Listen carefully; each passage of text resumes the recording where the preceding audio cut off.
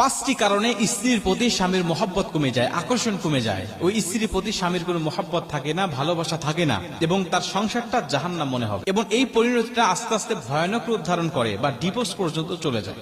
এই জন্য মা বোনেরা খুব সাবধান, এই পাঁচটি অভ্যাস আপনার জীবনে থাকলে আজ থেকে আপনি পরিত্যাগ করুন। প্রথম নম্বরে, স্বামীর মুখে মুখে তর্ক করবেন না।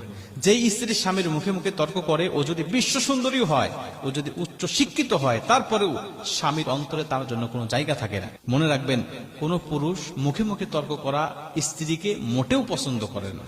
আর যদি কোনো স্ত্রী কালো হয়, কুচ্ছিত হয়, কিন্তু সে মুখে মুখে তর্ক করে না, স্বামী যেটা বলে সেটাই মেনে নেয়, স্বামীর আনুগত্য করে, ওই স্ত্রীর জায়গা স্বামীর কলিজার মধ্যে থাকে। এজন্য স্বামীর মুখে মুখে তর্ক করা স্ত্রীর প্রতি স্বামীর আকর্ষণ কমে যায়, মহব্বত কমে যায়, এটা করা যাবে না। দ্বিতীয় নম্বরে, স্বামী যেটা বলে জিদ করে তার অন্য কিছু করা, উল্টাটা করা। স্বামী বলেছে ডানে যেতে হবে, আপনি বলছেন না আমাকে বামে যেতে হবে। স্বামী বলছে বামে যেতে হবে, আপনি ডানে চলে গিয়েছেন। স্বামী একটা যুক্তি দিচ্ছে, আপনি তার যুক্তিতে অ্যাভয়েড করে নিজে আরেকটা যুক্তি দাঁড় করাচ্ছেন।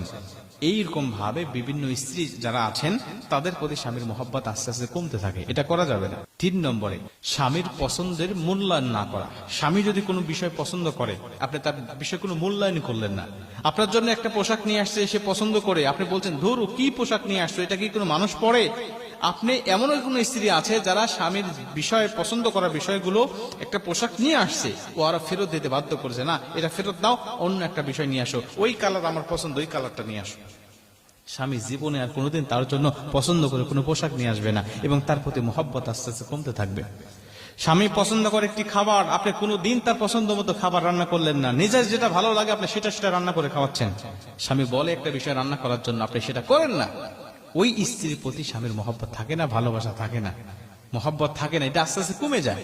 এজন্য মাঝে মাঝে নেককার স্ত্রীরা স্বামীর পছন্দের মূল্যায়ন করবে, স্বামী যেটা পছন্দ করে সেটা করবে, স্বামী যে খাবার পছন্দ করে সে খাবার খাওয়াবে, স্বামী যে পোশাকগুলো পছন্দ করে সেটা সে পরিধান করবে। অনেক স্বামী আছে স্ত্রীকে একটু সাজগোজ দেখতে চায়, একটু ভালো কাপড় চোপড় পরে থাকতে দেখতে মন চায়, কিন্তু স্ত্রীরা মোটেও সেটা করে না। কিন্তু বাহিরে যখন যায় তখন সাজগোজ অটোমেটিক বেড়ে যায়।